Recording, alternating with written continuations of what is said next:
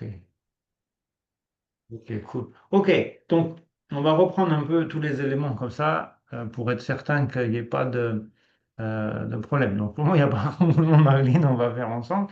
Et comme ça va permettre de bien spécifier les différentes étapes et que tout soit très bien clair et très, très simple. Ok, donc la première étape, hein, c'est l'idée que on le voit d'ailleurs. Notre corps, quand on bouge un peu, on entend crac, crac, crac, crac, crac de tous les côtés. Ok? Donc ça veut dire que il y a quelque part les articulations ne sont pas très fluides. Ok? Donc l'idée, c'est on fluidifie les articulations. Ça, c'est la première étape. Ok? Donc c'est ce travail qu'on fait la première étape. Et on profite de ce moment-là pour s'entraîner à la position du lotus. Et donc de travailler sur l'assouplissement des articulations des jambes, des genoux, etc., pour arriver à maintenir la position du lotus, qui est pas très difficile en final et qui a des très grands bienfaits. Puisqu'en fait, il permet de poser les pieds à l'endroit des canaux, et donc c'est quelque chose qui est important au niveau énergétique, cette position du lotus. Elle a d'immenses bienfaits. Ça, c'est donc, on s'entraîne aussi de cette manière-là. On profite de ça. OK. Ça, c'est le premier point. Ensuite, on fait la purification des souffles. Ça va? Vous me dites à main, comme ça, vous êtes d'ici à des choses qui ne sont pas claires. Moi, c'est bien.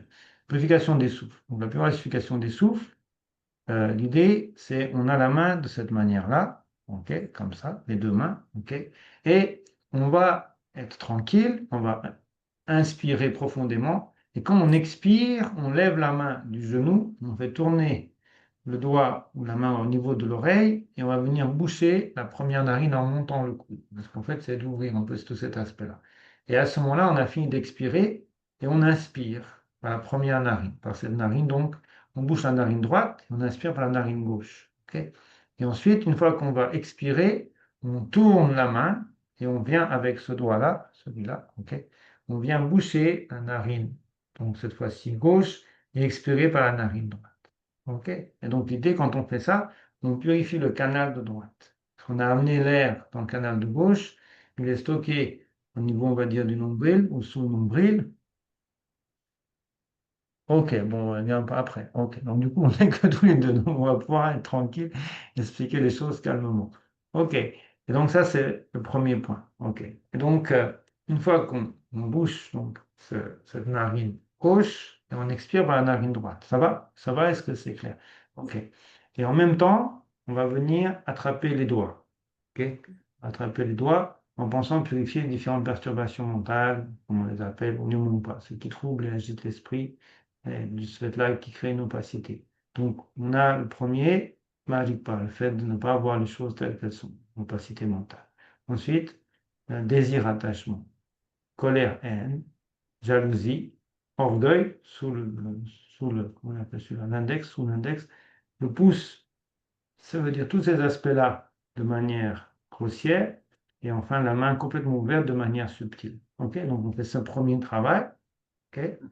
Une fois qu'on a fini, on vient poser la main sur le genou droit. Ok, on remet les mains dans cette position. Ok, et on va faire la même chose. On va expirer tranquillement. Et en expirant, on va venir monter la main et venir boucher la narine gauche. Ok, donc on inspire par la narine droite cette fois-ci. Ensuite, on tourne la main, on bouche la narine droite et donc on va expirer par la narine gauche. Ok. Et cette fois-ci, c'est cette main droite qu'on va utiliser à partir du petit doigt pour compter les différentes choses qu'on élimine. Opacité mentale, le désir, la colère, la jalousie, l'orgueil, tout ça de manière grossière et tout ça de manière subtile. Ok. Donc ça, c'est le premier point. Donc, quand on fait ça, on a bien le sentiment que on vient purifier le canal de gauche. Parce que l'air est rentré par la narine droite, il est venu stocker au niveau qu'un doigt sous le nombril, et en expirant, il vient pousser et faire sortir toutes les choses négatives, etc., par la narine gauche. On a purifié ainsi les deux canaux, de droite et de gauche. Et quand ces deux canaux sont purifiés, on va maintenant inspirer par les deux narines. Ok. Et donc cette fois-ci, on inspire par les deux narines, donc on met les mains comme ça, il ne faut pas bouger quoi que ce soit, on met les mains comme ça, on inspire par les deux narines et on imagine que le souffle vient qu'à droite sous le nombril, et bien, comme on le représente souvent, il vient rentrer par quatre voies sous nombril à l'intérieur du canal central, les deux narines, les deux canaux. Donc ensuite, ce souffle, il vient, et quand on expire, à ce moment-là, c'est sous l'expiration, avec les deux narines, il monte, il vient purifier tout le canal central jusqu'au sommet de la tête. Ok, jusqu'au sommet de la tête, où on imagine qu'il ne sort pas par les narines, mais par le sommet de la tête. Ok, donc ça, c'est l'idée de purifier cette fois-ci le canal central. Et quand on fait ça, de la même manière, on utilise tous les doigts, tous les mains, pour l'opacité mentale, le désir, la colère, la jalousie, l'orgueil, tout ça de manière grossière, tout ça de manière subtile. Ok, donc ça, c'est le premier travail. Et quand on fait ça, l'idéal, c'est d'ouvrir un peu la fenêtre, d'avoir de l'air très propre, très pur, et de sentir vraiment tout ce qui nous trouble, tout ce qui nous angoisse, tout ce qui nous pèse, en fait, quelque part, c'est complètement éliminé. Complètement éliminé, et on est vraiment comme un nouveau-né qui ouvre le monde et qui est avec un regard très tranquille, très étendu. Est-ce que c'est clair? Est-ce que ce point-là est bien, bien clair? D'accord, oui, entendu, Sylvain, ça OK? Il va. faut vraiment que ça soit très bien clair. OK. Ensuite, c'est pour ça que c'est difficile si on ne le fait pas avec les mains, les genoux dans la position du lotus. Donc, c'est pour ça, généralement, c'est plus simple avec la position du lotus. Mais bon, l'idée, c'est que on va faire un exercice qui va nous amener à détendre totalement la colonne vertébrale. OK? Et donc, cet exercice, il est simple. Et donc, si on se met en position de lotus, OK? Position de lotus, cet exercice, cette fois-ci, on va, on a les mains dans cette position-là, dans cette position comme ça. Ok, on est sur le sol. Ok, ça, on est sur le sol. Ok, on va dans cette position-là et on va expirer. Ok, on expire, on expire, on expire, on expire, on expire, on expire, on expire. Et une fois qu'on a fini d'expirer complètement, on va lever les mains en inspirant. Ok, donc on lit des deux aspects qui sont lever les mains en inspirant et à la fin, on finit un peu comme un V. On finit complètement comme ça. Donc là, ça veut dire on a totalement inspiré. Et là, on peut dresser les mains, dresser la colonne vertébrale, on a très bien inspiré. Et en expirant, on va descendre, descendre, descendre, descendre, descendre, descendre, descendre. Et on va faire, si vous regardez, on va faire pivoter les mains derrière le dos. On descend de cette manière-là. Ok. Et ça, on le fait en expirant. Et une fois qu'on a fini d'expirer, ces mains, on va venir les mettre au niveau du genou, je montre ici, au niveau des genoux dans cette position. C'est-à-dire, c'est cette position-là qu'on vient poser sur le genou, les deux genoux. Ok. Ça, c'est le premier point. Ok. Donc, quand on a fait ça, ok, on est baissé, on va venir faire des mouvements, je vais déplacer la caméra, des mouvements de va-et-vient au niveau des genoux. C'est-à-dire, on descend au niveau du milieu et on tend. Et l'idée, c'est de venir toucher l'épaule sur le genou pendant le bras. Ok. On fait ce qu'on peut, on n'est pas obligé de faire très fort, mais l'idée, c'est ça. Donc, vous devez bien comme ça. Et une fois qu'on a fini, ok, on est descendu au milieu, complètement expiré, expiré, expiré complètement, et on va inspirer en levant les bras. Et à la fin, de la position, on finit les bras complètement tendus. Et de cette manière-là, on fait ça sans utiliser le dos du tout. Donc le dos est complètement relax. Une fois qu'on a fini, on vient détendre les mains de cette manière-là. OK? Donc ça, c'est le deuxième exercice. Est-ce qu'il est bien clair? Est-ce que tout est clair sur ce Oui, deuxième exercice? oui, Sylvain, ça va. OK. Donc ce deuxième exercice fait partie de la purification des souffles. OK? C'est un exercice de purification des souffles. C'est la deuxième partie, on peut dire la purification des souffles. OK. Une fois qu'on a fini ça, on va travailler l'aspect de demeurer. OK? L'idée, c'est que l'esprit, comme on dit tout le temps, si on lui demande d'un jour au lendemain, on dit voilà, ouais, tiens, maintenant tu vas être dans cette position, tu vas bouger parce que j'ai décidé que ça. Et donc, notre esprit, habituellement, il n'a pas du tout cette notion d'être concentré sur une chose. Il est dans tous les sens, etc. Et si d'un coup, on lui dit voilà, maintenant, tu bouges plus, tu restes dans cette truc-là sans bouger, là, il ne comprend pas pourquoi on lui demande de faire ça et il ne le fait pas. Donc, c'est complètement logique. Et si on veut aller dans cette direction, on se fait violence. Ce n'est pas du tout ça. Et donc, l'idée, c'est de donner quelque chose à l'esprit. Ok. Donner quelque chose à l'esprit afin qu'il se pose, qu'il demeure. Ok. Et qu'est-ce qu'on va utiliser? On va utiliser les éléments. Ok? Donc la terre, l'eau, le feu, l'air et l'espace. Ok.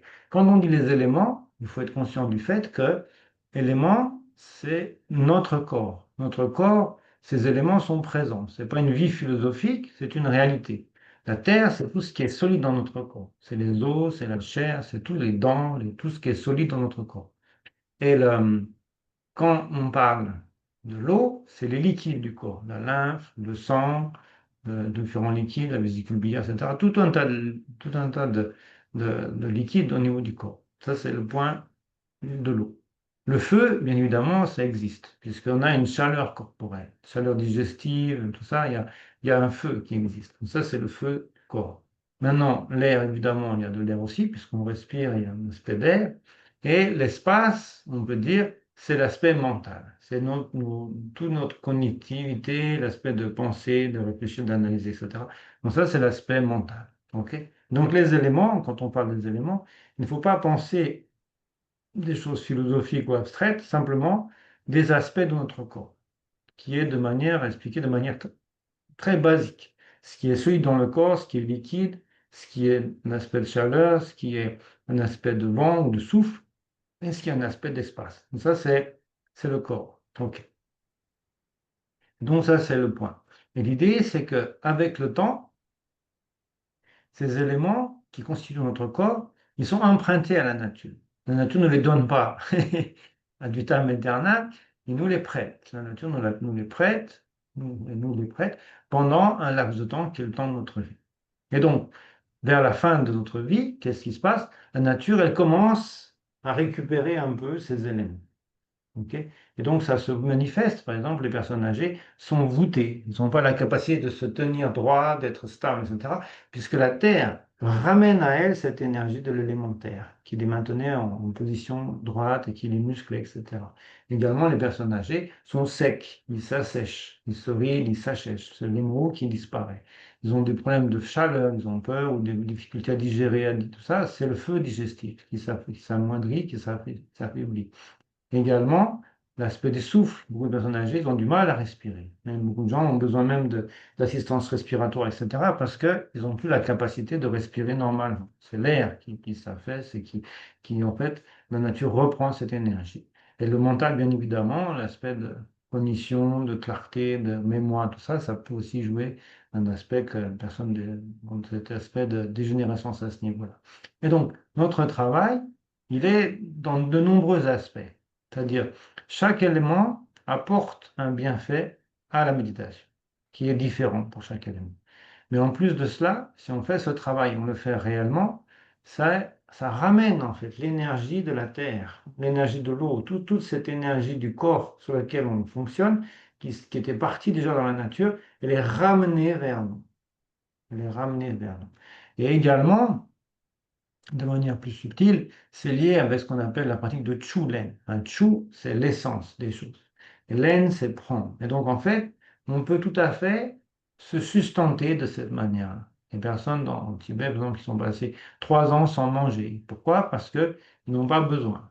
Ils peuvent simplement se nourrir de l'essence de l'élémentaire, nourrir parce qu'en fait, on s'alimente avec de l'eau et des aliments, etc., c'est pour nourrir notre corps, c'est pour amener ces éléments, la terre, l'eau, le feu, etc., à être dans une situation de santé. Mais si on prend directement l'essence de cela, on n'a pas besoin des aliments, au final. Il faut être un peu tension, parce que je vais vous dire, c'est une invitation à l'anorexie, etc. Mais bon, c'est une réalité pour certaines personnes à un niveau élevé, qui ont vraiment cet aspect de pouvoir se nourrir simplement de ces éléments. Ça, c'est un point. Mais sans rentrer dans cet aspect-là, on peut simplement en tirer un très grand bienfait. Ça, c'est un point important. Et ensuite, il y a d'autres aspects qui se manifestent. Mais ça, on n'en parle pas spécialement. Pourquoi? Puisque le fait d'attraper ces vents va créer un changement dans notre vie. Je dis juste ça, pas plus. Et ce changement, il est différent en fonction des différents vents sur lesquels on travaille. Et c'est pour ça que c'est intéressant de constater ou pas s'il y a un changement qui se manifeste et de voir si c'est lié avec le fait d'avoir attrapé ce vent. Et donc là, il y a un point qui est essentiel, c'est que quand on fait ce travail, que ce soit l'élémentaire, l'élément ou tous les éléments, l'idée c'est on n'inspire pas près du nez. Habituellement, on respire, on inspire, on ne réfléchit pas à d'où vient l'air, à partir de quel endroit on inspire, on expire. Donc dans cette vision-là, en fait, ce qu'on fait, c'est on inspire nos propres airs. C'est-à-dire on inspire, on expire, on inspire, on expire, et jamais on va très loin, et donc on n'est jamais vraiment amené à avoir cette fraîcheur, un vent propre, etc., puisqu'on est tout le temps en train d'expirer et d'inspirer le même air. Et c'est ça aussi qui fait notre situation, d'être toujours dans les mêmes trous, dans les mêmes difficultés au final. Parce que c'est toujours l'air qu'on respire, qu'on inspire, c'est toujours le même. Et donc ici, on précise que ces souffles sont à une certaine distance. Et en fonction de la subtilité des souffles, ils sont de plus en plus loin. Donc on commence au niveau de la plante des pointes du nez, on dit 4, 8, 12, 13. Commence le premier élément, la terre. 14, l'eau. 15, donc, le feu. 16, l'air. Et on arrive 17, l'espace. Et donc ça veut dire plus on va loin, plus l'élément en question est subtil. Plus le vent est subtil. Parce que la terre est plus grossière que l'eau, qui est plus grossière que le feu, qui est plus grossier que l'air, et qui est plus grossier que l'espace. Donc le dernier, c'est l'espace, c'est le plus subtil. Et donc, il faut un temps de préparation afin d'arriver à pouvoir attraper ces différentes airs. Mais quand ça se passe, c'est indiscutable, puisqu'il y a un changement radical qui apparaît dans notre vie et on peut s'en rendre compte. Et donc, ça veut dire que cette personne a attrapé un des airs, soit la terre, l'eau, le feu, l'air, l'espace. Et donc, c'est ça qui est important. Donc, c'est pour ça que j'ai toujours dit que si des choses un peu particulières apparaissent, on n'en parle pas en public, dans notre groupe, mais en privé. Vous pouvez me dire, voilà, j'ai telle situation, telle expérience, etc. Telle chose s'est passée ou quoi que ce soit. Et en fonction de ce qui s'est passé, on pourra voir si effectivement c'est un signe que vous avez attrapé un des éléments, un des airs en question. Et donc ça, c'est un point important. Pourquoi on n'en parle pas dans le groupe? C'est parce qu'on pourrait s'imaginer des choses. C'est-à-dire une personne qui sait quel est l'effet, par exemple, d'avoir attrapé l'air de la Terre, etc., il peut s'imaginer qu'il vit des choses qu'il ne vit pas. Et donc, c'est pour ça que c'est très dangereux. C'est pour ça qu'il y a une notion de secret dans les enseignements. C'est pas que c'est secret, ça appartient à un groupe privé ou je sais pas quoi. C'est simplement pour ne pas pervertir ou spolier la découverte d'une personne. C'est-à-dire que s'il ne sait pas à quoi s'attendre, il est juste, oh, tiens, qu'est-ce qui se passe? Je ne savais pas. Mais si on imagine, on sait ce qu'il faut avoir comme résultat, l'esprit, qui est très rotor, peut l'imaginer et on peut avoir des imaginations de réalisations qu'on n'a pas. Donc ça, c'est un point très important. Et ça explique aussi l'aspect secret de certains enseignements. C'est pas que c'est secret, c'est juste que il ne faut pas que des personnes qui n'auraient pas l'expérience s'imaginent avoir une expérience sur la base d'une connaissance intellectuelle. Ce qui est complètement faux. Et donc, c'est perdu parce que la personne ne peut jamais revenir en état de fraîcheur. Si on a déjà expliqué des choses, et qu'il imagine des choses, c'est fini. On ne peut pas revenir en état de fraîcheur. Donc ça, c'est un point important. OK. Et donc, au niveau de l'élémentaire, l'idée, on a vu, il est donc 13 doigts au niveau de la pointe du nez. Mais quand on dit ça, on ne doit pas penser simplement qu'il est là. Non, c'est juste le lieu dans lequel il se trouve. Mais c'est dans l'espace entier, c'est comme une sphère. Et à partir de cet espace-là, se trouve le souffle élémentaire. Il n'est pas juste devant nous, devant la pointe du nez, il est autour de notre corps, partout mais à cette distance. Vous comprenez? Et donc, quand on va inspirer, au début, on travaille principalement sur ce qu'on imagine, c'est-à-dire nos narines. On pense qu'on inspire par les narines. Mais graduellement, vient un point beaucoup plus subtil, qui est le fait que on inspire par l'ensemble du corps. Que ce soit les yeux, que ce soit les pores de la peau, que ce soit l'ensemble du corps semble inspirer et expirer. Et c'est ce qui se passe. C'est une respiration au niveau des pores de la peau. On s'en rend compte très très bien. OK. Et donc, pour l'élémentaire, on va penser la couleur jaune.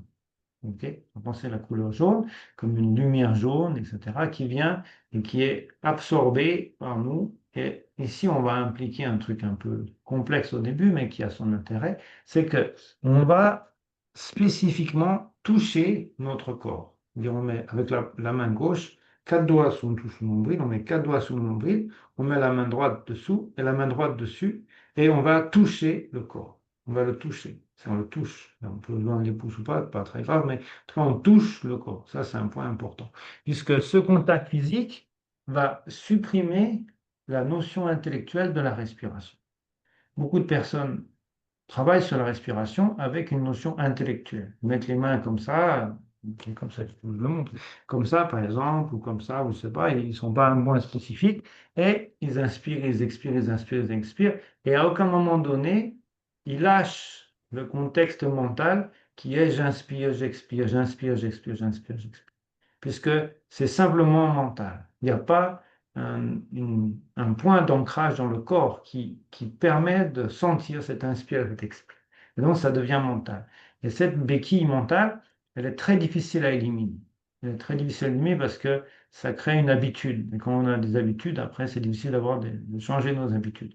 Et donc, c'est pour ça même si on tend un peu les épaules, on va insister de toucher ce point.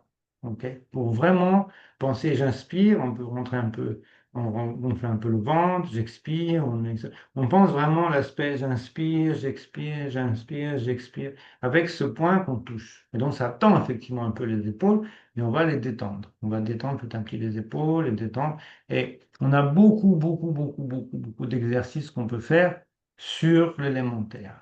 On n'a même pas fini tous les exercices qu'on peut faire dans notre pratique, mais bon, c'est pas très grave. On peut passer au prochain élément, c'est pas très grave. Mais l'idée, c'est qu'il y a beaucoup de choses qu'on peut faire.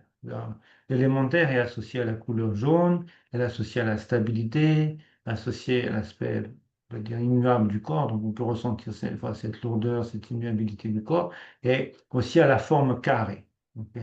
Carré qui est cette stabilité. Un carré, c'est vraiment posé maximum sur le corps. Il a toute sur le sol, il a toute sa face qui est posée sur le corps, sur le sol. Donc c'est vraiment cet aspect posé, stable, immuable. Ça. Quand on veut construire quelque chose, et on fait un truc en carré. Ça c'est sûr, on est sûr, il n'y aura pas de mouvement. Très bon. C'est un peu cette idée-là. Et donc, c'est cet aspect immuable. Et quand on travaille sur cet élémentaire, c'est ce qu'on va rechercher, c'est la stabilité. La stabilité, sans rentrer dans d'autres notions. C'est vraiment ça qu'on va vivre ou ressentir. C'est un point important. OK. Et après, on va avoir d'autres éléments. L'eau, le feu, l'air, l'espace. Tout ça amène d'autres choses. OK. Mais donc, la Terre, c'est ça. Et donc, on peut penser de différentes manières. Quand on travaille là-dessus, il y a beaucoup de détails, beaucoup de points qui peuvent apporter une très grande importance. Mais sans expliquer tout en une fois, parce que ça fait beaucoup, mais on doit penser à un point, c'est la notion de douceur. Ok. On parle des souffles doux, de la douceur des souffles. Qu'est-ce que ça veut dire? Ça veut dire que on inspire et on expire en très grande douceur. C'est-à-dire on inspire, il est doux, il est tranquille, et quand on reste dans cette détente, etc., est, qui est normalement, quand on inspire, on a une tension. Ok. Ça crée une tension d'inspirer. On a cette tension, et en fait, on va expirer et on va relâcher cette tension. Mais quand on va recommencer à inspirer, l'idée, c'est de ne pas perdre la détente qu'on vient de créer par l'inspire. Et ça, c'est très subtil. Parce que généralement, on ne pense pas à ces notions. On pense, on inspire, on expire, et on pense à détendre quand j'expire, et après j'inspire, je suis de nouveau tendu, et j'expire, je suis détendu. Mais ça serait comme tirer sur un élastique, je suis détendu, je suis tendu, je suis détendu, je suis tendu. On n'en sera jamais détendu, puisqu'on est toujours en train de retendre ce qu'on vient de détendre. Donc, d'où est l'intérêt? Il n'y en a pas. Et donc, l'idée ici, c'est je tends l'élastique, ok, première fois, pourquoi pas, je détends, et quand j'inspire, j'essaie de ne pas retendre l'élastique, ou un tout petit peu, tout petit peu. Et quand j'expire, je redétends ce que je viens de tirer un petit peu. Et ensuite, je retire un petit peu, j'essaie de maximum de ne pas retendre le corps, de rester dans cette détente. Et dans cette détente, on trouve la douceur. Ok. On trouve la douceur, et c'est avec l'élément eau qu'on s'en rend le plus compte de cet aspect de douceur. Mais bon, on est sur la Terre, on va retravailler sur la Terre, c'est pas un souci. Donc c'est ça, c'est un point important. Et donc tous les premiers exercices ont différents objectifs. Hein. Le premier, tout premier, c'est les articulations, des chevilles, des genoux, etc., des coudes, pour détendre un peu le corps, le chauffer, le détendre. Ok. Deuxième, une fois qu'on a fait ça, on travaille les mains hein, pour les doigts, c'est un aspect très important aussi. On fait les doigts, on fait bouger dans tous les sens, on appelle la roue de lotus, etc. On fait tous ces exercices. Et après ça, purifier les souffles. Ça, c'est crucial. Pourquoi? Parce que si on devait méditer avec toutes nos perturbations, toutes nos agitations, tout ça, on n'aurait pas l'esprit tranquille. Et donc, on fait de manière tranquille, on élimine toutes les choses négatives, etc. On est comme un enfant qui vient de naître, on est très propre, on peut commencer vraiment à méditer. Et donc, notre première méditation va l'idée de permettre à l'esprit de demeurer, de rester par le travail sur les éléments. Et donc la terre, l'eau, le feu, l'air, l'espace. OK? Donc ici, on voit l'aspect de la terre. OK? En voyant l'aspect couleur jaune. Et donc on pense que la terre, ce qu'on va essayer d'éliminer quand on expire, on a cette sensation bien sûr de détente par respiration, mais aussi on va éliminer tous les problèmes physiques, notamment les tensions du corps, toutes les crispations, les tensions et toutes nos difficultés, que ce soit des problèmes physiques, des problèmes de santé, toutes des choses comme ça. On pense, on expire ça complètement. Ça sort. En fait, certaines personnes disaient la dernière fois, ils ont vraiment le sentiment qu'ils peuvent faire sortir ce qui les agite, ce qui les trouble, ce qui les angoisse, ce qui les... C'est important d'être conscient de cette capacité. On a la capacité d'extraire ça, de vraiment complètement s'en défaire. Ok, c'est un point très très important. Puisque on peut s'énerver, c'est un peu l'idée, si vous avez un vêtement qui est blanc, ok, mais il est sale, à un moment donné, c'est pas grave. Pourquoi? Parce qu'on peut tout à fait le laver et il redeviendra blanc. Donc ça, c'est un point important. C'est-à-dire de connaître comment faire pour laver, pour sortir, pour éliminer, pour faire en sorte que toutes ces choses troubles, etc., s'évacuent du corps. Ça, c'est un point important. OK. Deuxième point de cette AB, parce qu'il y a deux exercices, c'est le dos. OK. Le dos, c'est là où il y a toutes les tensions. Quand quelqu'un est tendu, c'est dans le dos, dans les colonnes, les vertèbres cervicales, tout ça. On est tendu comme un couteau. On est tendu. Et donc l'idée, avec ce travail où on va tendre les bras, OK, tendre les bras, sans que le dos soit travaillé, le dos peut vraiment complètement se relâcher. OK, on se lève uniquement avec la force des bras. Donc ainsi, le dos, il se relâche complètement. Quand on met les mains comme ça, je montre comme ça, OK, yep, ça fait énormément de bien. Ça fait vraiment énormément de bien et on sent tout de suite on est bien. OK? Donc ça, c'est trois premiers exercices. OK? Articulation, purification. Et purification, il y a deux avec les souffles, les mains, nanana, et le dos. Et après, on attaque le troisième exercice de n'est pas, on demeure. OK. Est-ce que jusque-là, ça va, la séquence? Ça va? Est-ce que c'est Oui, bien clair? oui, Sylvain, ça va. C'est bien clair. OK, très bien. Ensuite, une fois que l'esprit demeure, on a plein de choses qu'on peut faire, on verra de plus en plus, mais l'esprit demeure, OK. Euh, Ce qu'on va chercher à faire, c'est le détendre davantage. On va essayer de encore davantage le détendre. Un peu l'idée qui peut être présente, c'est les choses sont propres, ok. Notre esprit, qu'on pourrait comparer à un singe, il est focalisé sur les bananes, donc il est en train de bouger à droite à gauche, puisqu'il se concentre sur la couleur des éléments, etc. Aussi, un point qui est important, il faut que je le précise, c'est quand on expire, on pense que on expire dans la nature des phénomènes. Ok. On pense que on est vraiment dans la nature des phénomènes, et c'est dans cet aspect-là que ça disparaît. Ça s'évanouit, comme des nuages qui s'évanouissent dans le ciel, sans souiller, sans que ça soit, etc. Donc, on expire et tout ce marasme, tout ça, d'où ça vient, non. Ça se fond dans la nature des phénomènes. Donc, il n'y a pas de problème. Aucune souillure, aucun aspect négatif de ce point de vue-là. OK. Ça, c'est un point important. Hmm. Ensuite, on va rentrer dans, donc on a les articulations, les deux aspects de la purification, le fait de demeurer. Ok. Un autre exercice qui vient après cela, c'est on va chercher à détendre le corps, mais complètement, complètement, complètement. Et pour être certain qu'il est totalement détendu, on va diviser le corps en régions et en, comment on pourrait dire, Hmm, en aspects ou matières qui sont présentes dans ces différentes régions du corps. Ok. Donc la région, c'est simple, c'est la tête, la gorge, ok, le cœur, toute la région du cœur, en haut, en bas, dans le dos, partout. Le nombril, c'est ce qu'on appelle la région, on peut dire, du Pyrénées, ou l'endroit secret, jusqu'à la plante des pieds. Ok. Ce sont les régions du corps. Et dans ces régions, on va définir ce qui compose le corps, les constituants du corps. Ok. À savoir les organes, les os, les muscles, les tendons, les ligaments, tout ce qui constitue ces notions-là, le sang, la lymphe, la graisse et la peau. Il n'y a rien d'autre. Ok. On pourrait dire les cheveux, les sourcils, mais c'est pas conscient. Donc, on ne peut pas détendre les cheveux. Détendre tes cheveux, tresser des cheveux, c'est pas possible. On ne peut rien faire sur les cheveux. Donc, on ne les a pas inclus dedans. On a inclus que les choses conscientes du corps. C'est pour ça qu'il n'y a pas de cheveux. Il n'y a pas le système pilaire non plus. C'est la même notion. Il n'y a pas besoin. Quand on se coupe les cheveux, on n'est pas en train de crier. Ah! On n'a pas de souci quand on se coupe les cheveux, en général. OK, donc on ne les a pas inclus. Mais si il n'y a rien qui est oublié. Le corps est constitué uniquement de cela. D'organes, d'os, de muscles, de tendons, tout ce qui constitue la chair, de sang, de lymphe, de graisse et de peau. Il n'y a rien d'autre. Si on a fait le tour de ça, il n'y a rien d'autre. Et donc, l'idée, c'est on va chercher à détendre. C'est un peu complexe, puisqu'on dit comment on peut détendre les os, comment on peut détendre les muscles, comment on peut détendre. On peut réfléchir longtemps, mais en fait, l'idée, c'est simplement une volonté de penser, je détends, ok? On pense, je détends mes os, je détends mes organes, je détends la lymphe, je détends le sang, etc. Donc c'est cette idée-là de détendre. On pense tout le sang de notre corps, voilà, je le détends. Tout la lymphe, voilà, je la détends, je détends. Et donc, on ne peut pas vraiment ressentir ce que veut dire détendre la lymphe. Ok, c'est un peu mieux.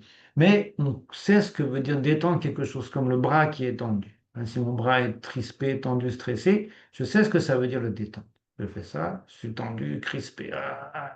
Je détends-toi. Ah, ok, je me détends. Ça, je comprends ce que ça veut dire. Donc l'idée, c'est on amène cette pensée, cette sensation à l'ensemble des organes et des différentes fonctions du corps. Ok. Donc, on va utiliser cette fois-ci la bouche pour faire ça. Donc, on va inspirer et expirer par la bouche. Ok. Et bien évidemment, c'est l'inspire, on pense l'organe qu'on va détendre en particulier, et sur l'expire, on détend totalement cet aspect-là. Et on le ressent. On ressent vraiment cette détente. Vous voyez, on ressent, voilà, c'est détendu, on ressent, et on le sent. Si on le fait bien, on le sent.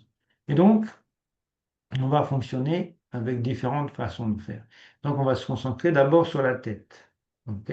Donc, on va détendre les organes de la tête. Donc, le cerveau, les yeux, tous les organes, la langue, etc., qui sont dans la tête. Ensuite, on va détendre les os de la tête. Ok. C'est-à-dire les différents os spécitales, crâne, tous les différents os de la tête, le vorme, etc. Le mandibule, tous les os de la tête. Ok. Ensuite, on pense tous les muscles, tendons et ligaments de la tête. Tous les rhumatiques, tous les différents muscles de la tête, etc. Les organes. Tout ça, on va le détendre. Ensuite, on pense le sang qui irrigue la tête. Donc, le sang dans la tête, on pense, voilà, détend. En plus, on souffle cette fois-ci. Donc, détendre le sang de la tête. La lymphe de la tête, la graisse et la peau de la tête. Et donc, à ce moment-là, on pense tous ces aspects de la tête, ils sont complètement détendus. On va agir de la même manière pour chacune des régions. Hein, donc la tête, la gorge, le cœur, le nombril, le périnée, jusqu'à la plante des pieds. OK? Donc ça, c'est le premier travail qu'on fait. Et donc, il y a plusieurs manières de faire. Si vraiment vous voulez prendre le temps de le faire bien, vous pouvez un souffle, une chose. Comme je pense, j'inspire, je vais détendre le premier, c'est-à-dire les organes de la tête. Et quand j'inspire, je pense aux organes de la tête et je détends les organes de la tête. J'inspire de nouveau. Voici le deuxième, c'est les os.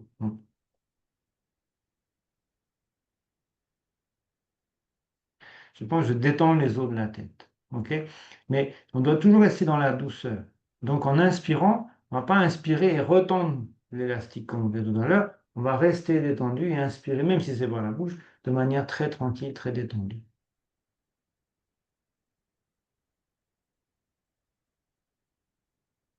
OK? Donc en faisant ça, ça c'est le premier. C'est-à-dire on a détendu. D'abord, on va dire, attendez, les os, non, d'abord les organes de la tête, les os, etc. On fait ça jusqu'à les 5 aspects. OK. Ou on peut faire différemment, si on a moins de temps, on peut penser un souffle et on détend ces 7 aspects de la tête. On peut penser comme ça. Je détends les organes, les os, les muscles, les ligaments, les tendons, le sang, la lymphe, la graisse de la tête. On peut penser comme ça, un peu plus rapide. Mais c'est moins efficace. Si vraiment on a du temps et qu'on veut vraiment bien travailler, moi je vous conseille de penser un souffle, une chose. Oui, ça c'est très efficace. Donc on fait ça pareil avec la gorge, cœur, nombril, périnée et quand ça dit, jusqu'à la plante des pieds. OK? Maintenant, on va concentrer non pas sur ces différentes régions, mais sur l'ensemble du corps. On considère le corps dans son ensemble. Et on va penser tous les organes du corps. OK? Donc, ils sont dans la tête, le cou, tous les organes du corps. Il n'y en a plus un qui est oublié. Et on inspire un souffle et on détend tous les organes du corps. Ensuite, tous les os du corps. Donc, un souffle, tous les organes du corps. Un souffle, tous les os du corps. Tous les muscles, les tendons, les ligaments du corps, tout, comment ça dit, le sang du corps, la lymphe, la graisse et la peau. À chaque fois, la même chose. OK? Donc ça, c'est la prochaine étape. Et finalement, on va finir par, on pense plus euh, de manière séquentielle. C'est-à-dire au début, on était organes, os, chair, ligaments, tendons, sang, lymphe, graisse, peau, de cette manière-là. OK? N'oublions peut-être. Je recommence. Organes, sang, chair, ligaments, tendons, sang, lymphe, graisse et peau. OK. Donc on a cette vision-là. Et donc cette fois-ci, on ne pense plus de cette manière séquentielle. On pense simultanément. C'est un peu difficile parce que nous, simultanément, c'est toujours difficile pour nous. Parce que simultanément, nous, il y a quand même un ordre, une graduation qui veut se mettre en place. Mais graduellement, il faut aussi de vivre cet aspect simultané. Un peu comme si vous aviez 5 boules, d'abord la bleue, la rouge, la jaune, la verte, et vous lâchez d'abord la blanche, la verte, et après, vous les lâchez toutes simultanément. Je les ai dans la main, hop, je les lâche simultanément. Donc, elles ne vont pas tomber l'une après l'autre dans l'ordre que vous avez décidé auparavant. Elles vont tomber simultanément. Ok. Donc, c'est cette notion-là. Donc, ici, on pense simultanément. On ne pense plus séquentiellement, mais simultanément. Et on fait ça 7 fois. Et à ce moment-là, c'est bien compter avec les doigts. Ça, on est un peu perdu, on ne sait plus où on est. Donc, on fait une fois ça, 2 fois, 3 fois, 4 fois, 5 fois, 6 fois, 7 fois. On a le même comptage que les perturbations mentales de tout à l'heure. Ok. Et quand on a fini ça, on est réellement détendu. On a vraiment cette notion de détente. Ok. Puisque là, on a passé en revue tout ce qui constitue le corps. Il n'y a rien qui a été oublié. Et on a voulu détendre le souffle et l'énergie, la tension possible, potentielle de tout ce qui constitue le corps.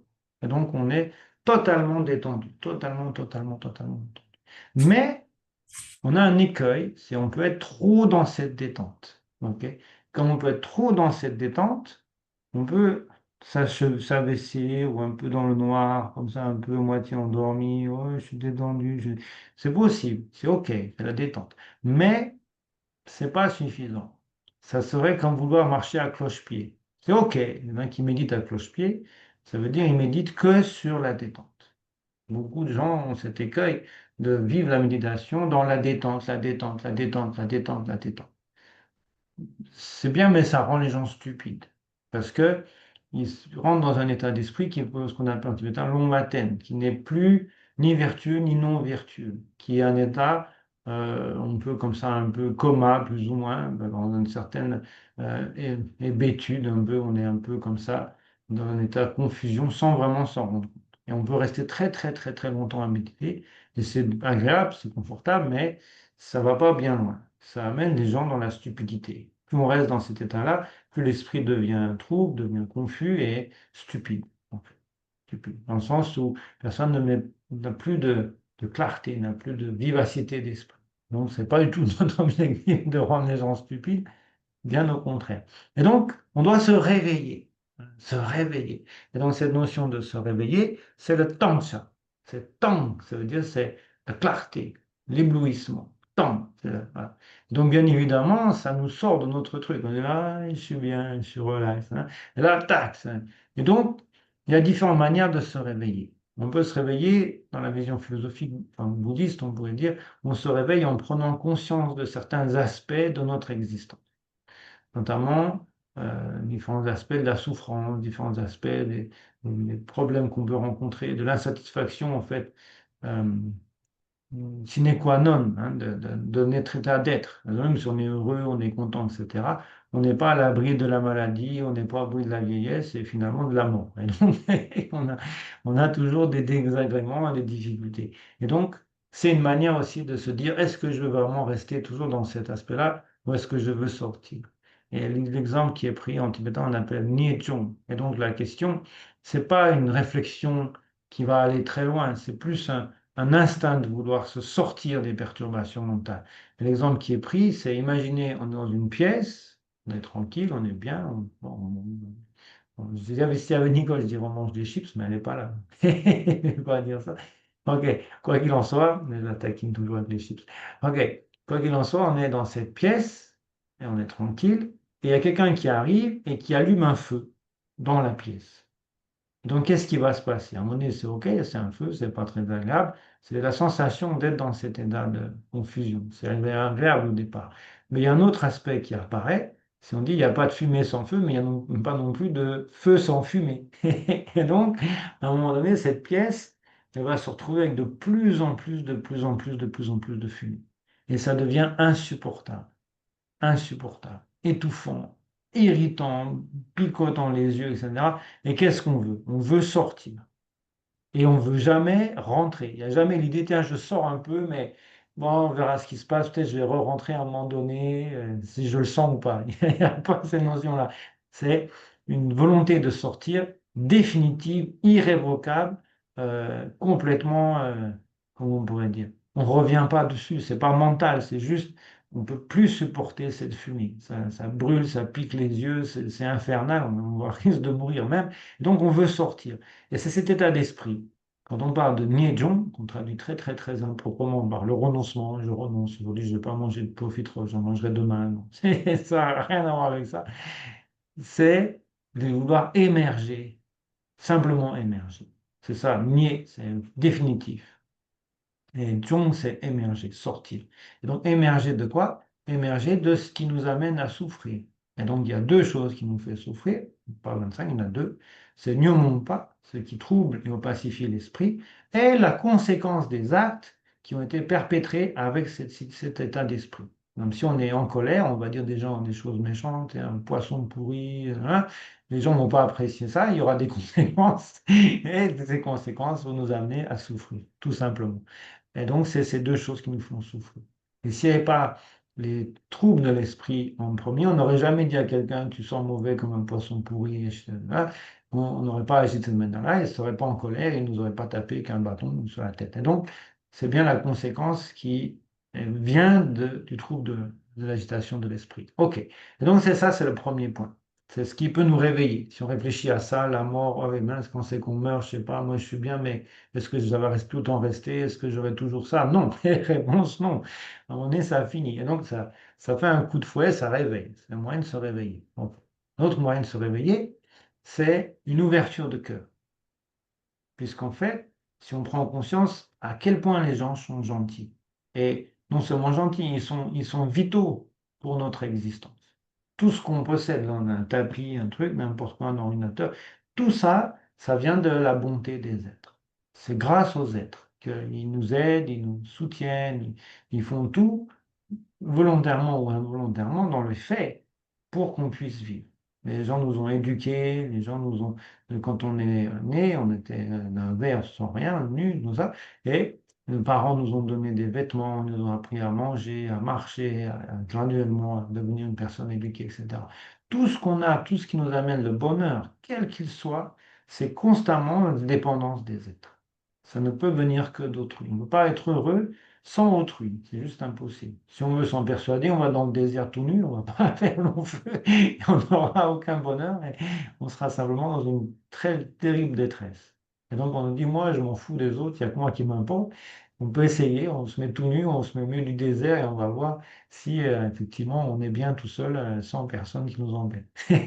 Enfin, on va se rendre compte qu'on manque un truc. Et donc, c'est cette attitude de se dire, mais tout, l'électricité, les vêtements, tous les meubles, les bois, tout vient de la bonté des êtres. Tout vient grâce aux êtres. Notre éducation, notre joie, nos plaisirs, notre bonheur, tout vraiment dépend des êtres. Et cette attitude réveille également.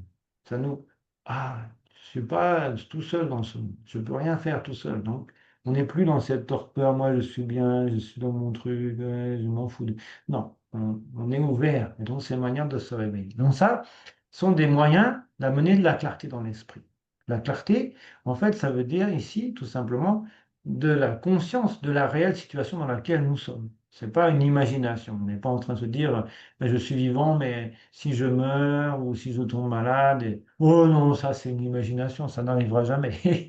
Non, ça va arriver et il faut en être conscient et on ne sait pas quand. Et donc, c'est notre état d'être. Il faut l'accepter. On ne peut pas comme on dit, se voiler la face ou prétendre que ce n'est pas le cas. Ça serait une erreur.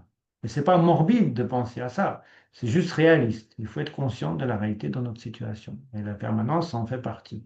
Et la vision de l'importance des êtres, c'est pas non plus une vision philosophique, c'est une réalité. Et comme on disait tout à l'heure, si on ne croit pas, on va au milieu du désert tout nu et puis on verra bien ce qui se passe. Et on va voir que on peut rien faire sans autrui. Et donc, moi, j'aime bien être tranquille, tout seul, j'aime pas être dans le monde, machin. Ok, mais, va dans le désert tout nu et puis on verra ce qui se passe. Et donc, même si on y va, c'est grâce aux autres parce qu'on n'ira jamais tout seul. On doit avoir un avion, tout ça. Et donc, c'est même si on veut vivre cette expérience, elle est aussi en dépendance d'autrui. Donc tout, il n'y a aucune chose qu'on peut faire sans les êtres. Et les êtres sont d'une telle gentillesse, telle générosité, qu'il faut vraiment être conscient de cet aspect-là. Et même les gens qui nous sont méchants, qui nous disent des méchantes paroles, etc., on doit les aimer encore davantage, parce qu'ils nous permettent d'être patients. Et donc, sans ces personnes qui nous disent des méchancetés ou qui nous disent mal, etc., on n'aurait pas la capacité de développer cet entraînement à la patience, qui est crucial. Puisque si on se laisse emporter par la colère, on va dans de très grands désagréments, de très grands problèmes. Et la seule manière de s'entraîner, c'est par la rencontre de personnes désagréables ou déplaisantes et des situations conflictuelles, difficiles, etc., qui font que graduellement, on peut supporter et ne pas se mettre en colère. Il n'y a que ce moyen-là pour s'entraîner à la patience. Donc, même les gens comme ça, ils nous sont extrêmement bénéfiques. Donc, il y a toutes les situations, c'est vraiment dépendant des êtres. Et donc, ça, c'est un point important. Un autre aspect, qui est peut-être plus palpable ou concret pour se réveiller, c'est de prendre conscience que on est dans la torpeur, on est tranquille, etc. C'est parce qu'on a les yeux fermés. On a cette notion d'amygdation, on médite et souvent on ferme les yeux, on est un peu dans un état un peu comme ça, mi-clos, il y a un peu de lumière mais pas trop, on est bien, un peu comme si c'était un peu un truc cocon, très cosy, etc.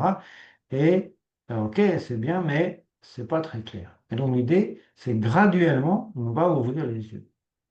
Mais ça se fait graduellement. Avec l'idée de, comme tout ce qui amène de la clarté, c'est comme l'inspiration, ça amène une tension. Donc, par l'expiration, on va relâcher, on va détendre la tension qu'on venait d'apporter. OK? Donc, ça, c'est un point important. On inspire, ça tend, on expire, ça détend. Donc, maintenant, on essaie d'inspirer sans tendre. Mais il ne faut pas non plus trop se prendre la tête non plus. C'est un peu stressant de penser ça. Mais c'est l'idée, c'est ça. On tend, OK? On détend, OK, c'est détendu. Maintenant, je vais inspirer, mais sans tendre trop. Et le peu de choses que j'ai tendues, je vais le détendre tout de suite. Et ensuite, encore un peu, je détends. Encore un peu, je détends. Donc le corps peut se redresser et les yeux peuvent graduellement s'ouvrir, mais tout en étant détendus. Et c'est là la grande subtilité, c'est que quand on regarde des méditants, ils sont droits, ils sont une bien belle posture, très droits, mais ils sont totalement détendus. Il n'y a aucune tension. Alors que sinon on dit, tenez-vous droit, mettez le dos droit, et on tend le dos, non. C'est pas possible, puisque ça va à l'encontre du premier principe de méditation, c'est le corps doit être détendu. Et donc, si on tend et on essaie de maintenir cette tension, il n'y a pas de détente. Et donc, c'est là, c'est complètement pas méditer. Mon idée, c'est on est détendu, et graduellement, on ramène de la droiture au dos et on ouvre les yeux tout petit peu. On détend, on ouvre un peu, et donc on va prendre conscience que la tension des yeux, qui était dans cette position micro, vient bloquer le dos. OK? Et donc, en détendant les yeux, ouvrant les yeux, on va relâcher, relâcher, relâcher, détendre le dos. OK? Et donc, ça, c'est notre objectif. Voilà, c'est pas plus. Notre, notre stade, il est très simple. OK? Il n'est pas de travailler sur l'esprit pour le moment, du tout. OK? C'est comme si on veut aller quelque part, et en général, quand on veut méditer, les gens pensent la destination où ils veulent aller sans réfléchir comment ils vont y aller. Ils veulent juste, ouais, je vais là-bas. Ok, bien, cool. Comment? Ah, je m'en fous, je vais là-bas. Et en fait, c'est complètement fou. Ça serait comme de rentrer dans une voiture en regardant les panneaux qui indiquent où on veut aller, sans jamais, à un moment donné, regarder l'état de la voiture dans laquelle on se trouve.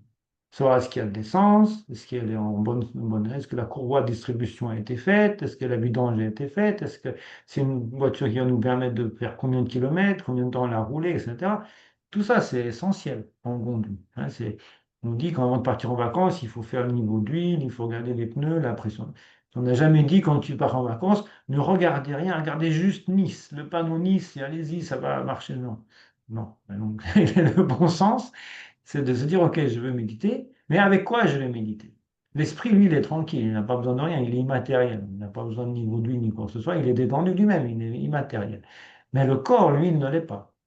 Il n'est pas immatériel, il est matériel. Et cette contraignance physique, il faut en prendre compte. Il faut la prendre en considération. Dans notre travail, c'est d'amener cette détente du corps. Afin que quand on médite, dans certains cas, beaucoup de gens l'ont ressenti déjà, il n'y a plus de corps comme s'il n'y a pas de corps. Et donc, on ne peut pas avoir mal aux genoux ou aux pieds ou être fatigué, il n'y a plus de corps. Comme si la sensation du corps disparaissait totalement. Ok. Ou dans d'autres cas, le corps est très présent, très lourd, comme il pèse des tonnes, mais c'est aussi OK, puisqu'en fait, dans cette lourdeur du corps qui se manifeste, il y a une grande stabilité qui apparaît. Et donc, tout un tas de choses peuvent se manifester. Mais notre travail, il a un objectif. On a un point qu'on vise dans notre pratique de méditation, qui sont des préparations, hein, des préliminaires, on peut dire, à la méditation. C'est, on appelle en tibétain, Lu Rambapsu Chakpa. Lu, c'est le corps ordinaire, le Lu. Rang, c'est lui-même. Bap, c'est tomber, comme la neige qui tombe, la pluie qui tombe, on dit Chakpa Baptam, Gamba, la neige tombe. Et Lu Rambapsu Chakpa, c'est-à-dire Lu Rambapsu. Il tombe, chaque pas on le pose dans l'état où il est tombé de lui-même. Et donc, il n'y a plus rien qui l'élève, qui le stresse, qui le tend. Il est tombé de lui. Et donc, ça, c'est notre objectif. C'est le premier point qu'on vise. Après, il y aura d'autres, les yeux, et d'autres trucs, mais on n'en est pas là. Pour nous, notre objectif, c'est que le corps arrive à cet aspect où il tombe de lui-même. Et dans cet état-là, on peut passer à l'étape suivante. OK? Donc, toute notre préparation, c'est de préparer cette notion, que le corps tombe de lui-même. Et on est bien, on est tranquille. OK? Et après viendra les. Bon, si on a passé la première marche, on peut essayer la deuxième, troisième, etc. Donc, ce qui est très important de comprendre, c'est que on ne parle pas de l'esprit dans cette pratique, du tout. On ne s'intéresse pas à l'esprit. On donne des choses à l'esprit pour qu'il demeure, pour qu'il se détende, et surtout pour qu'il détende le corps. Si vous regardez depuis le début de tout ce qu'on fait, c'est le corps qui est en priorité. C'est les articulations du corps. C'est le souffle qui sont présents dans le corps qu'on veut éliminer et amener un souffle propre pour être mu par ce souffle des êtres saints, des Bouddhas, des Bodhisattvas qui sont bénéfiques aux êtres, etc.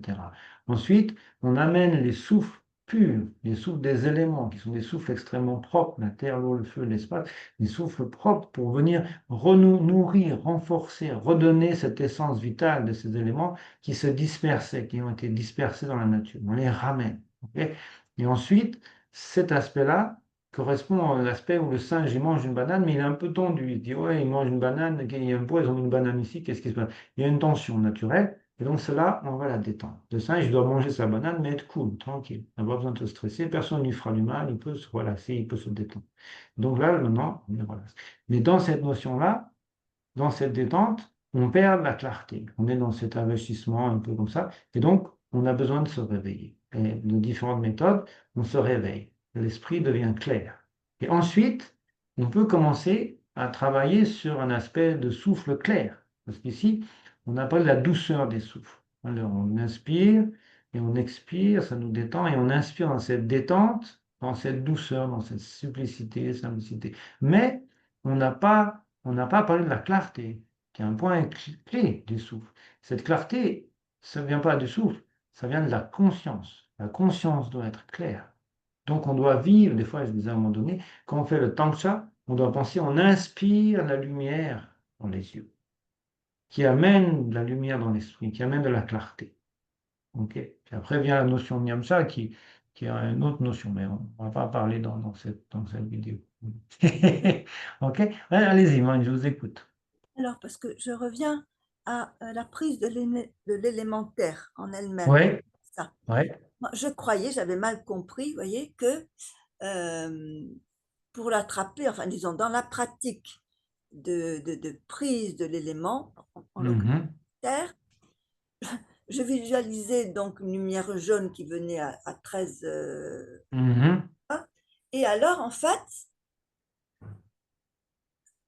comment vous dire, je la dirigeais sur les différents éléments, comme vous l'avez dit, dans la tête, vous voyez, je croyais que ça faisait partie, tout ça. non, non, c'est nôtre, c'est ce que je voulais Ah ouais, clarifier avec vous, parce que vous avez voilà. dit ça la dernière fois et je me rappelle Ah, bien de ça, et je voulais voilà. clarifier. C'est deux pratiques qui sont D'accord. totalement différentes. Alors, Les éléments, les 49 points, sont la détente. alors, L'élémentaire, c'est le fait de demeurer. L'esprit, on lui nous donne quelque chose afin qu'il se concentre, qu'il demeure en un lieu, qu'il ne parte pas dans tous les sens. d'accord. Mais Donc, alors là, c'est deux points différents. quand on s'entraîne, si on veut s'imprégner, enfin, retrouver l'élémentaire, Mhm. dire combien de fois alors on doit le faire. Tant qu'on veut, il n'y a pas de limite. Bon, Il n'y a bon, pas de limite. Et en fait, non, non, il n'y a pas de limite. Et plus on le fait, plus ça va être probant. Après, il y a la notion de quand on le fait. Par exemple, chaque élément, en fait, chaque heure de la journée est liée avec un élément. oui. Donc ça, c'est un peu subtil, on peut s'en tromper tapis, parce que c'est lié, chaque heure, enfin, c'est pas chaque heure, mais chaque période on va dire, de la journée est liée, parce qu'il y a 12. Les 12, pourquoi? C'est les 12 signes du zodiaque chinois, hein, le dragon, le tigre, le lapin, etc. Et donc chaque tigre, enfin chaque élément du zodiaque chinois est lié avec un élément. Et Et, donc, à chaque période de la journée et de la nuit correspond à un élément. Donc si on travaille l'élément qui correspond à la période dans laquelle il est présent, c'est plus facile. Ça, c'est un premier point. Mais bon, ça, c'est un peu subtil. Un mais autre point, c'est qu'on peut dire que le matin, quand l'esprit est clair, le matin tôt, etc., c'est très bien de travailler les souffles. Pourquoi dehors, il fait moins froid, surtout en été, il fait moins chaud, c'est plus frais, et on peut vraiment vivre cette fraîcheur, cette clarté de l'esprit le matin. Très la bien. prise Un de autre l'élément, point important, qui peut être aussi un aspect, que les personnes qui travaillent sur les souffles, c'est de travailler cela quand toutes les étoiles sont présentes dans le ciel. C'est le moment où le souffle est le plus pur. C'est ce qu'on dit, mais dans la tradition. Donc, quand on pense le ciel, vers 11 heures, je sais pas, toutes les étoiles sont présentes dans le ciel. C'est un moment très particulier pour travailler les souffles. Ok.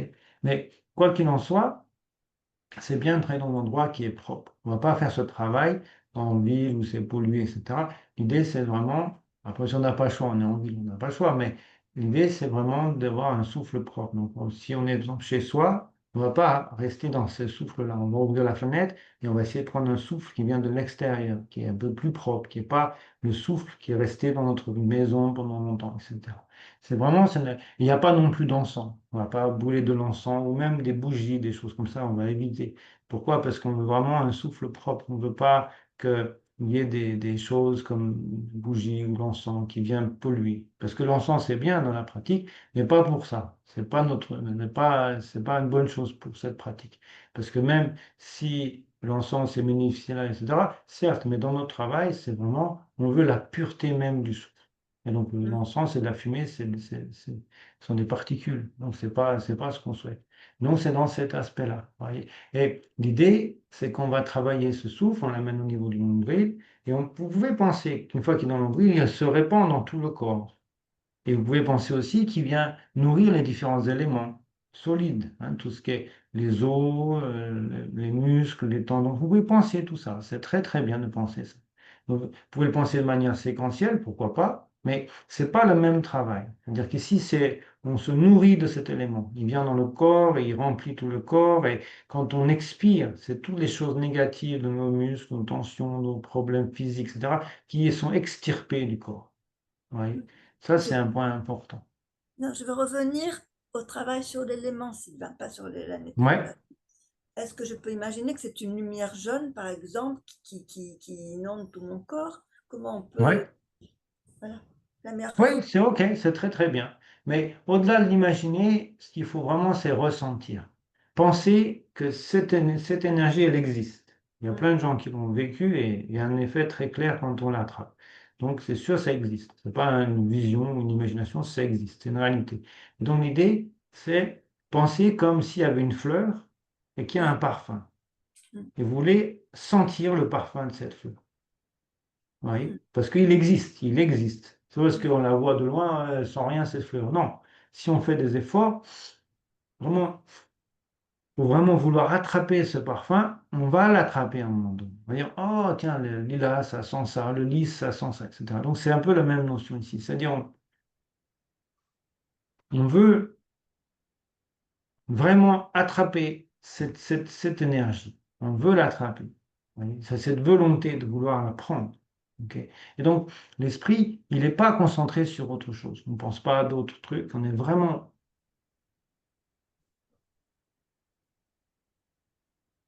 on veut vraiment attraper cette énergie de la Terre. Et on sent qu'elle nous fait du bien, qu'elle est là. Ah, quelle chouette. C'est vraiment, on est nourri par cet élément. Tous nos muscles sont revigorifiés, toute notre énergie revigorifiée. C'est comme une cure de jouvence. C'est comme si vous êtes plus jeune que normalement. C'est ça l'idée. Et plus on pratique, plus on peut vivre cet effet de jouvence, de jeunesse. Il y a des gens, ils vont même très loin. Les dents repoussent, les cheveux noircissent, ça va très très loin. Mais sans aller, mais c'est bien, hein, si ça marche, il ne faut pas s'en plaindre. Mais disons, il y a cet effet de jeunesse. Et vous voulez retrouver la beauté, jeunesse, la force physique, etc. Et si vous faites ça, votre corps semble, il n'est pas vieux. C'est très bizarre parce que vous faites un âge qui ne correspond pas à votre physique, ni à votre sensation physique. Vous voyez ce que je veux dire?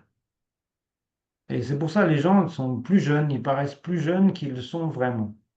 Parce que leur corps, ils ne sentent pas la poids de la vieillesse. Ils ne sentent pas, oh, il ne peut plus bouger, je suis tout. Non, le corps, tiens, et on sent comme on est jeune, comme si le corps, l'idée c'est on a un corps de 16 ans. Oui, parce que c'est ça. Et c'est l'aspect pour ça, les déités dans le bouddhisme, ils sont représentés sous ce corps de 16 ans. C'est l'aspect juvénile. Quand on dit manjushri, on dit le juvénile. Et oui, c'est très intéressant de noter, manjushri, c'est la clarté de l'esprit, la conscience, l'intelligence, mais on l'appelle le juvénile, parce que c'est cette vivacité d'esprit, cette vivacité de corps qui est présente. Et manjushri, comme par hasard, il est jaune, enfin, orange, jaune. Ok. Mais on trouve encore cette notion-là. Et donc, c'est ça l'idée. C'est on amène cette énergie de vie, cette énergie de juvénile, un peu de force, etc. Et vous allez ressentir de plus en plus que votre corps n'est pas le corps comme on le sent d'habitude, qui est séparé. Vous voyez, il y a, oh, j'ai ma main, j'ai mon pied. Non, c'est un truc. Oui. Et ça, c'est fluide dans le corps, ça, l'énergie circule. Et c'est le travail qu'on a fait au début de l'articulation, c'est pour permettre au souffle, qu'on prend de la terre ou n'importe, de venir irriguer l'ensemble du corps. Parce que si on ne fait pas ce travail préliminaire, on peut penser qu'il y a des blocages. Et donc le souffle va venir là, hop, il s'arrête. Puis après, hop, il s'arrête. Donc là, en fluidifiant toutes ces articulations, c'est comme si tous les points qui pouvaient créer des obstacles au souffle sont fluidifiés, sont assouplis. Et donc le souffle il peut vraiment circuler. Et puis après, on verra les yogas, où là vraiment, c'est encore une autre histoire. On va amener le souffle à droite, à gauche, c'est vraiment le vivre, l'amplifier. Mais bon, ça vient petit à petit. On verra plus tard. Mais on peut aussi travailler sur ces notions. Mais en tout cas, c'est ça l'idée. Mais tout ça dans la paix, dans la tranquillité. Il n'y a pas de, il y a pas de stress, il n'y a pas de tension. C'est très doux, c'est très tranquille. Ça doit pas être une corvée. Oh, il faut méditer. Oh, non, c'est vraiment paisible. Oh, ok. On verra après. Donc, ça doit être un truc paisible, un truc agréable. Imaginez, je sais pas moi, si vous avez, je sais pas, une fontaine de jouvence chez vous, et le truc qui vous ramène le corps léger, l'esprit clair, la joie de vivre, la douceur, la joie, etc. Vous allez être dedans. Vous n'allez pas, oh non, je ne veux pas y aller. Non, non, c'est trop bien. Mon esprit est trop clair, très détendu. Non, vous voyez, c'est un peu l'esprit, c'est ça. La méditation, c'est cette fontaine un peu de jouvence, de vivacité, de juvénilité, de joie, de fraîcheur, de clarté, d'appréciation de la vie aussi, de tout ça. Et la méditation, c'est vraiment comment ça dit? Euh, Ouais, ce qui apporte tout ça, vous voyez. Donc c'est pas rébarbatif, c'est pas ouais, c'est nul ton truc, tu ne bouges pas, machin, et c'est nul ça. On va regarder un match de foot, ça sera plus sympa. Non, c'est l'inverse, c'est vraiment quelque chose de plaisant. Et c'est ça qu'il faut arriver à avoir. Sinon c'est pourquoi je le fais? Genre, ouais, pourquoi je fais ça, bouger, machin, méditer, jaune, c'est quoi ce dit? Non, tant qu'on n'a pas des effets concrets de cette joie, juvénilité, tranquillité, légèreté de cœur, d'esprit, etc., on peut regarder la méditation un peu comme quelque chose de superflu, de bof, à quoi ça sert. Mais si on arrive à vivre ça, on va plus le regarder de manière superflue. On va vouloir vraiment le considérer comme un point important de notre vie. C'est ça notre groupe de méditation, et avant je fais une petite chaîne YouTube aussi là-dessus, c'est de permettre, par les méthodes, l'explication, les exercices, de rendre, de permettre aux personnes d'avoir, disons, une expérience véritable de la méditation. Et donc, dans cette expérience, c'est transformateur. Et dans le bon sens du terme, ça transforme les personnes en de meilleures personnes, plus tranquilles, plus paisibles, plus tolérantes. Comme je disais la dernière fois, ça peut être un soutien pour les personnes qui sont autour, comme un rock, comme quelqu'un on peut compter, quelqu'un qui est agréable, qui est plaisant, qui est tolérant, qui est aimant, etc. C'est très bien.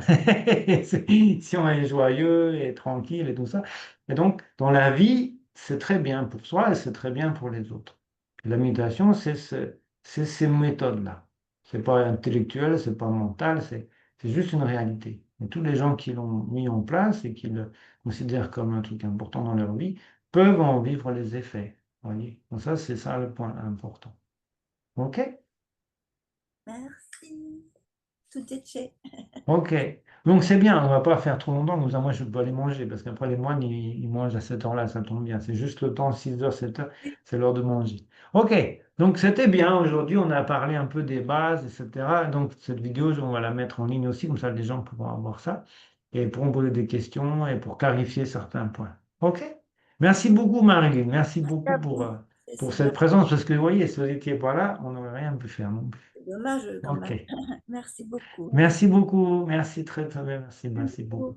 Donc, on se verra peut-être, je ne sais pas si vous venez quelque part dans les enseignements ou quelque part, on verra. Moi, là, je suis dans le sud de la France ça fait penser à un chanteur. Je ne chante pas, je chante jusqu'au 20 juillet, après Ah, Singapour, et puis ah, après la Chine, et après d'accord. je reviens en France pour Kalo Rinpoche et les moines du Cuteux à Paris Ça en sera quand septembre. ça? Ah bon? Hein? Quand en septembre? Parce que Septembre, c'est le début septembre. Début d'accord, septembre. Juste septembre. après les enseignements de Kalo Rinpoche en Normandie, sur les D'accord. yogas, tout ça. Ça va être les moines du Guiteux qui vont faire une tournée dans toute la France, Paris. Ils vont aller en Haute-Savoie, tout ça. C'est très Alors, bon. au mois de juillet, il y a un Kempo, enfin l'ami de Tulkula, un Kempo Hum, qui s'appelle Kempo Pem Sherpa. Enfin, hum. il vient, je sais, alors il enseigne toujours sur le gourou Rinpoche, mais je sais qu'il est invité, qu'il va venir à Paris, je ne sais pas exactement quelle date, mais Ah, en juillet, c'est un ah, Népalais. Un Népalais, il est formidable. J'ai eu l'occasion de le rencontrer ah. et il chante tout le temps. Enfin, il est vraiment quelqu'un de Ah, c'est très... bien, c'est super, c'est super. Donc j'espère donc vous ne serez pas là pour le. Voilà, non. Juillet, ça risque d'être difficile. Parce que là, jusqu'à longtemps, là, je suis en Nalanda pour Oui, traduire. Il y a beaucoup, beaucoup d'enseignants. Puis c'est très sérieux, hein. d'accord. C'est très, très sérieux. Parce qu'en fait, c'est un vieux moine, c'est un abbé du monastère qui vient. Et il y a tous les guéchés, les êtres, enfin, les enseignants qui enseignent habituellement aux moines qui sont présents. Donc Waouh. ça risque d'être un peu difficile. Donc, on verra bien. Il est venu hier, il a dit on va pas rigoler. Nalanda, c'est un nom très prestigieux. Il faut vraiment étudier, être très sérieux, etc. Donc il va donner de manière très sérieuse. Il nous a demandé d'être très sérieux aussi. Alors, moi, c'est moi qui traduis, donc il va falloir étudier sérieusement. Ils vont pas Ça va être assez diffuser, étendu. Ça va être assez difficile. ils ne vont pas diffuser en ligne ce programme. C'est pour les. Bah, peut-être, je sais pas, peut-être. Je peux me renseigner. Je vous dirai. Je vais me renseigner. Encore autrement. OK? Je regarde. Merci Merci beaucoup. infiniment. Très bonne fin de soirée. À Merci Sylvain, bientôt. pour vos efforts. Merci. Merci pour les personnes qui regarderont cette vidéo. Bonne pratique. Si vous avez des questions, comme d'habitude, n'hésitez pas. Merci. Merci beaucoup. Merci Marilyn. Très Merci. bonne fin de soirée. Au revoir. Au Au revoir. revoir. Au revoir.